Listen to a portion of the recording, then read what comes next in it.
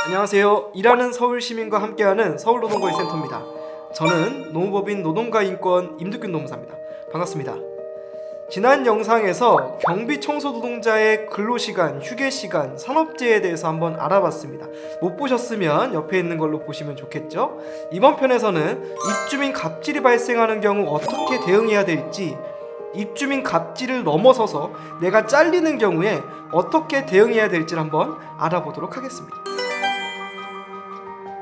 입주민으로부터 갑질을 당한 경비 청소 관리실 직원들에 대한 뉴스들이 정말 많습니다. 2014년에는 압구정에 있는 아파트에서, 2020년에는 강북구에 있는 아파트에서 입주민 갑질로 인해서 경비 노동자가 사망하시기도 했죠. 경비와 청소 노동자들은 대표적인 고객 응대 노동자입니다. 산업안전보건법에서는 고객 응대 노동자뿐 아니라 모든 노동자에 대한 고객 등 갑질을 방지해야 된다라고 규정하고 있죠. 따라서 입주민이 갑질하는 경우에 경비 청소 노동자를 고용하고 있는 경비 청소 용역회사에서 보호 조치를 해야 됩니다. 갑질하는 입주민에게 그만두라고 요구하고요. 노동자를 분리 조치하거나 유급휴가를 줘야 됩니다. 근데 현실적으로 용역회사들이 잘 보호할 수 있을까요? 일하면서 용역회사들 많이 만나면서 일하시나요? 아니죠. 대부분 관리사무실에서 일을 시키지 용역회사들은 그냥 근로계약서만 체결할 뿐입니다. 그래서 2020년 강북구 경비노동자 사망 후에 공동주택관리법이 개정됐습니다. 입주민 등이 업무에 지시를 하는 경우 관리사무실의 금지를 요청할 수 있고요. 관리사무실에서 금지 요청을 계속 하는데 안 되는 경우도 있잖아요. 그러면 아파트가 위치한 구청, 시청 공동주택과에 입주민 갑질을 신고할 수 있습니다. 공동주택과에서 금지 요청했는데 계속 갑질되는 경우에 과태료 처분을 받게 될 수도 있습니다. 꼭 대응했으면 좋겠습니다. 네, 근로관계가 끝나는 경우는 이렇게 분류할 수 있습니다. 첫 번째, 내가 그만두는 경우와 두 번째, 나를 그만두게 하는 경우. 이 두 가지가 있겠죠. 첫 번째, 내가 그만두는 경우는 사직서를 제출하는 경우입니다. 내가 원해서 그만두는 경우도 있고요. 혹은 회사에서 먼저 그만둬 달라고 얘기하고 나는 사직서를 내는 경우가 있겠죠. 나머지는 쫓겨나는 경우입니다. 쫓겨나는 경우도 두 가지입니다. 첫 번째는 근로계약 기간이 남아있는 상황에서 쫓겨나는 경우가 있습니다. 이게 해고라고 하죠. 두 번째로는 계약 기간이 끝나면서 근로관계가 종료되는 경우가 있습니다. 이걸 계약 만료라고 합니다. 해고는 계약 기간이 남아있는 상황이죠. 그래서 근로기준법에 따라 매우 두텁게 보호됩니다. 정당한 이유 없이 해고할 수 없고요. 해고하려면 해고 이유와 일자를 종이로 적어줘야 됩니다. 또한 3개월 이상 근무한 사람을 해고하기 위해서는 30일 전 해고를 예고하거나 아니면 30일 통상임금, 기본급을 지급해야 됩니다. 계약 만료는 해고랑 다릅니다. 근로계약 기간이 종료됐으면 원칙은 근로관계가 종료되는 거죠. 해고 예고, 해고 서면 등도 적용되지 않습니다.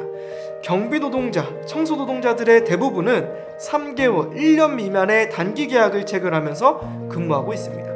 그래서 많은 회사들에서, 아파트들에서 계약 만료를 통지하는 경우가 대부분이에요. 이런 경우도 있습니다.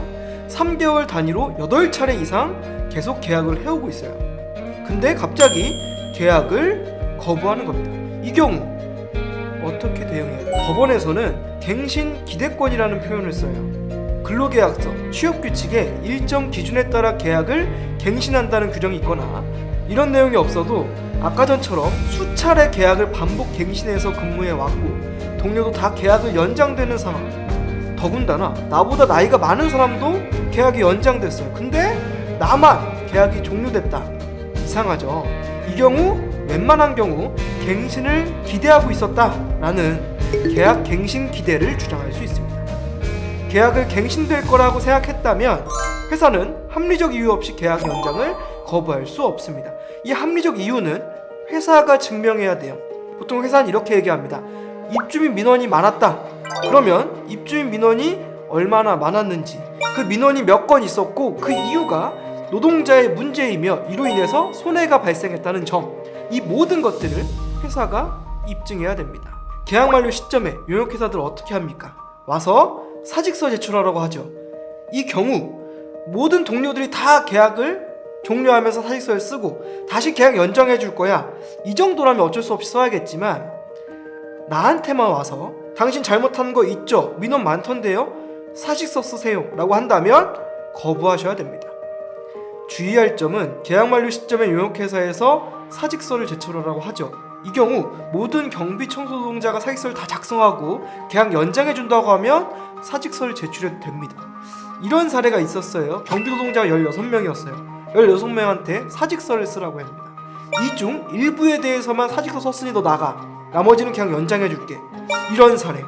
이 경우 민법상 비진의 의사표시, 어렵죠. 즉 나는 그만둘 생각 없는데 회사에서 쓰라고 하니까 쓴 거 아니냐, 이건 효력이 없다, 그러니까 나도 계약을 연장해 달라고 요구할 수 있습니다. 그래서 부당한 해고로 인정됐어요.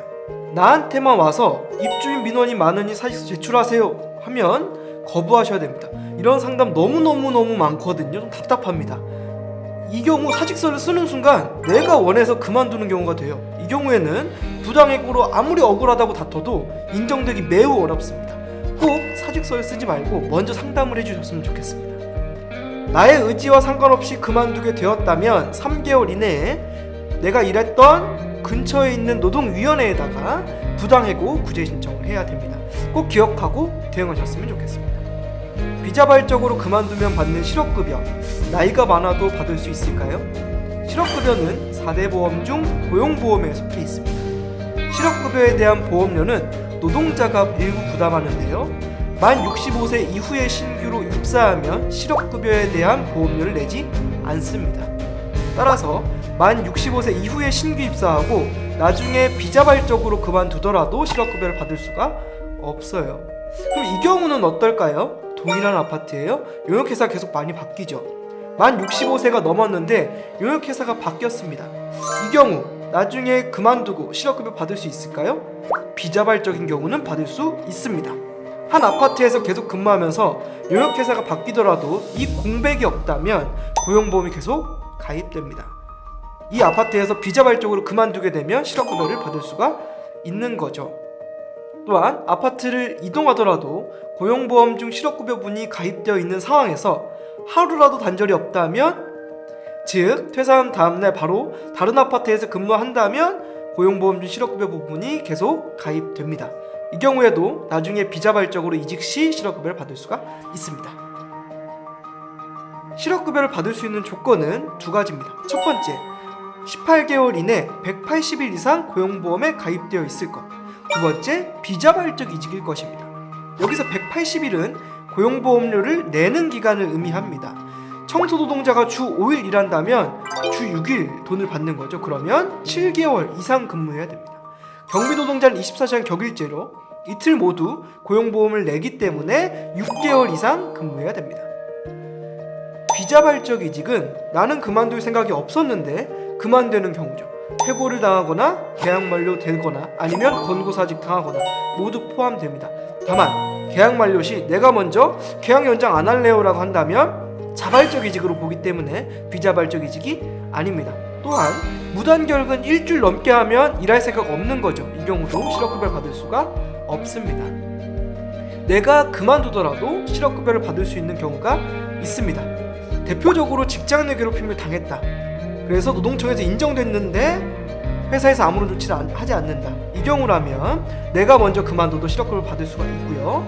13주 이상 일을 할 수 없을 정도로 몸이 아파서 병원에서 진단을 받았습니다. 진단서를 가지고 휴가를 쓰겠다고 했는데 거부당했다. 직계가족이 아파서 4주 이상 돌봐야 하는데 휴직을 쓰겠다고 하니까 거부한 경우, 이 경우라면 계속 일할 수 없겠죠?